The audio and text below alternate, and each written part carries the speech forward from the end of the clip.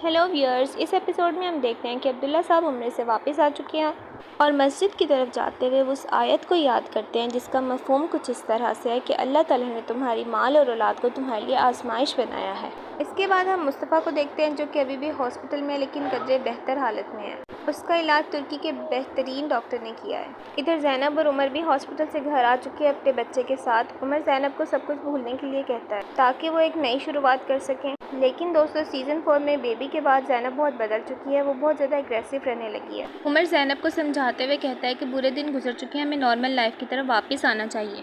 जिस पर ज़ैनब कहती है बुरे लोगों के होते हुए बुरे दिन नहीं गुजर सकते। दूसरी तरफ अब्दुल्ला साहब ने कंपनी में अजलान को अपनी जगह दी है, जिसके बायस अजलान खुद को हेड ऑफ़ द फैमिली समझने लगा है अपने बाप के होते हुए। उसके इस बिहेवियर से दुआ और उसके दरमियान काफ़ी झगड़े रहने लगे हैं। इस कहानी की सबसे बड़ी विलन ईशल ने अब्दुल्ला साहब की गैर मौजूदगी का खूब फ़ायदा उठाया है। उसने लियो से ताल्लुकात बढ़ाए हैं, लेकिन ईशल का किरदार अभी भी पुरस्कार है। आने वाली एपिसोड्स में ईशल की अनाथ फैमिली में एंट्री होने का पर्पस पता चलेगा। मस्जिद से वापसी पर अब्दुल्ला साहब अपने घर जाते हैं और सबको बताते हैं कि मैं मुस्तफ़ा को लेने जाऊंगा आज। ईशल और दुआ को ये सुनकर बिल्कुल खुशी नहीं होती। इधर सुमैया साहिबा ज़ैनब का मूड अच्छा करने के लिए सवेरा साहिबा को उसके पसंदीदा खाने बनाने को कहती हैं। दुआ और असलान का फिर किसी बात पर झगड़ा हो जाता है, जिस पर दुआ कहती है कि मुझे तुमसे तलाक चाहिए, मैं तुम्हारे साथ नहीं रहना चाहती। ये कहकर कमरे से निकल जाती है। फिर दोस्तों, एक न्यू कैरेक्टर की एंट्री होती है और ये है आसूदा साहिबा के भाई असील मुस्तफ़ा को बुरा भला कहता है कि ताज्जुब की बात है, एक पागल आदमी ने अपनी माँ की मौत का जिम्मेदार तुम सबको ठहराते हुए गोली मारने की कोशिश की।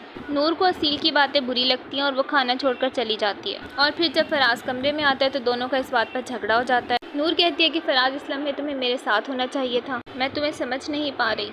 जिस पर फराज कहता है कि शायद हम एक दूसरे के लिए बने ही नहीं हैं।